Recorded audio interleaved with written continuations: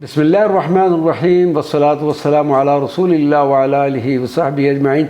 अब हम ज़ियारत ताइफ़ के हवाले से ताइफ़ में मस्जिद सहाबी रसूल हज़रत अद्दास रज़ी अल्लाह ताला अन्हु का मुख्तसरन तज़किरा करते हैं।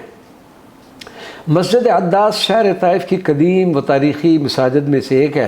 हज़ूर नबी करीम सल्लल्लाहु अलैहि वसल्लम 9 नबवी में ताइफ़ के दिलखराज सफ़र से जब वापस हो रहे थे तो रबीया उमवी के 2 बेटों उतबा व शीबा के बाग में पनाह ली थी। आप सल्लल्लाहु अलैहि वसल्लम के दोनों उमवी चचाओं ने अपने हाशमी इब्न अम यानी चचाजाद की हालत ज़ार देख कर उनकी तालीफ़ क़ल्ब और इज़हार मोहब्बत व ताल्लुक़ के लिए एक नसरानी ग़ुलाम जिसका नाम अद्दास था उसके हाथों अंगूरों के चंद खोशे भेजे जो नबी करीम सल्लल्लाहु अलैहि वसल्लम ने कबूल फरमाए। उस बिस्मिल्लाह शरीफ पढ़कर तनावल फरमाए। नसरानी ग़ुलाम अद्दास ने हैरत से आपसे पूछा कि यहाँ के बाशिंदे तो ये कलाम नहीं पढ़ते। जिस पर सरकार दो आलम सल्लल्लाहु अलैहि वसल्लम ने ग़ुलाम से पूछा कि ऐ ग़ुलाम, तुम कहाँ के रहने वाले हो और किस मज़हब से आपका तल्लुक़ है?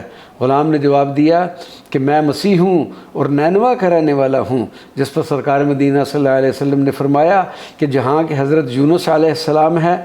अद्दास ने कहा, आपको कैसे मालूम हुआ कि यूनुस अलैहिस्सलाम कौन है? आप सल्लल्लाहु अलैहि वसल्लम ने फरमाया कि वो भी नबी थे और मैं भी नबी हूँ।